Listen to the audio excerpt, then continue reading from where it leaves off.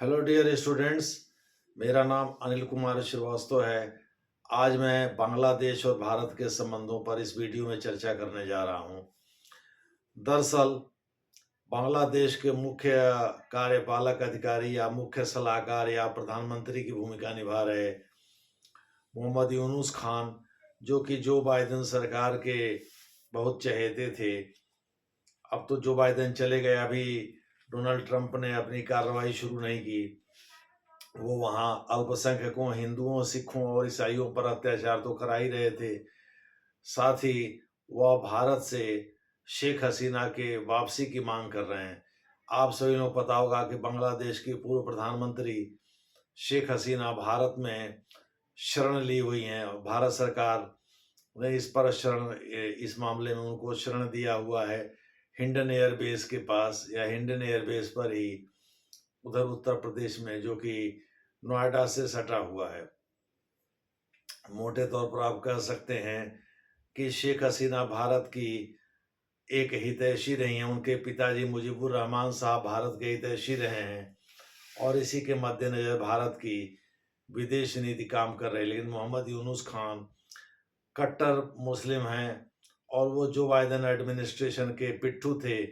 उनके पिट्ठू रहने के कारण ही उनको नोबेल पुरस्कार मिला था, जबकि बांग्लादेश ग्रामीण बैंक के वो संस्थापक रहे। लेकिन उन्होंने जो ऋण दिया, बांग्लादेश ग्रामीण बैंक के द्वारा ऋण दिलाया गरीब लोगों को बिना सिक्योरिटी के, वो बहुत ऊंचे रेट पर दिलाया।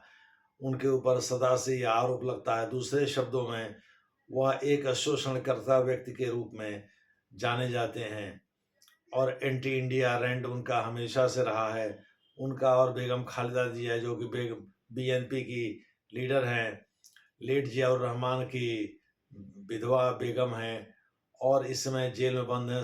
75 प्लस उनकी उम्र है। तो मोटे तौर पर आप कह सकते हैं बेगम खालिदा जिया और उनके लड़के और मोहम्मद यूनुस की मिलीजुली ये जो सरकार है वर्तमान बांग्लादेश में विद्रोह के बाद, जो कि वहाँ नाहिद, जो स्टूडेंट था नाहिद अहमद, उसके विद्रोह के बाद जो वहाँ सरकार बनी थी, यानी स्टूडेंट्स मूवमेंट के बाद जो वहाँ सरकार बनी थी, उसके अंतरिम सरकार के प्रधान इसमें मोहम्मद यूनुस ही हैं।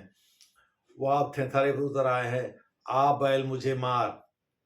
दूसरे शब्दों में, वो मोदी साहब को बार बार उकसा रहे हैं किसी तरह से भारत बांग्लादेश पर हमला कर दे और बांग्लादेश पर हमला करके बांग्लादेश की ऐसी तैसी कर दे जिससे हमको अंतर्राष्ट्रीय सहानुभूति मिले। उनको भी पता है कि भारतीय आर्मी के सामने बांग्लादेश की आर्मी टिकेगी नहीं। इसी के मद्देनजर जो चिकन नेक है, जो एक पतला सा गलियारा है, जो कि भारत की मुख्य भूमि को उत्तर पश्चिमी सीमा, उत्तर पूर्वी सीमा से जोड़ता है, उत्तर पूर्वी राज्यों से जोड़ता है, पश्चिम बंगाल के सिलीगुड़ी से होकर के गुजरता है।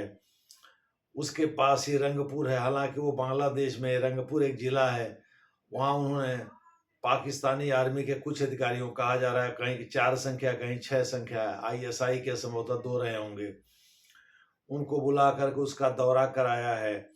दूसरे शब्दों में, दुनिया को पता है कि भारत और पाकिस्तान के बीच बहुत ही कट्टर दुश्मनी रहती है और अब यह खाई और भी चौड़ी हो गई है क्योंकि मोदी के ऊपर हिंदुओं को सपोर्ट करने का आरोप लगा है।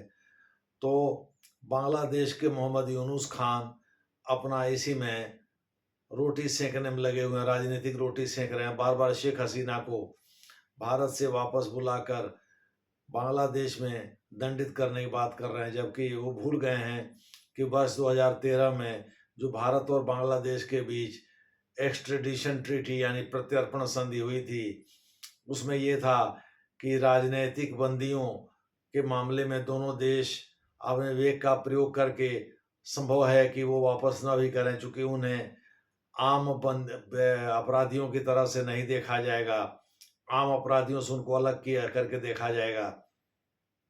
तो माना जाए शेख हसीना के विरुद्ध आपराधिक कोई मुकदमा चल भी रहा होगा बांग्लादेश में, तो भी उस ट्रीटी से कवर नहीं होता, एक्सट्रेडिशन ट्रीटी से कवर नहीं होता। यानी भारत आसानी से इसका उल्लंघन कर सकता है और वो कह सकता है शेख हसीना एक राजनीतिक बंदी रही हैं वहाँ तो उनके मामले में हम अपने विवेक का प्रयोग करते हैं और हम उनको वापस नहीं करेंगे।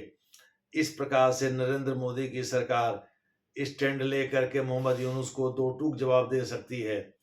मोहम्मद यूनुस को अच्छी तरह से पता है कि डोनाल्ड ट्रंप अभी बांग्लादेश के तरफ नज़र करके इधर कार्रवाई करें, इसके पहले अपनी थेथरी दिखा करके दुनिया से सहानुभूति हम जीत लें। और जिसको कहते हैं unnecessarily to put up a brave face, अंग्रेजी में ज़बरदस्ती का अपने को बहादुर दिखाने की कोशिश कर रहे हैं, जबकि वो बहुत ही कायर और डरपोक इंसान हैं।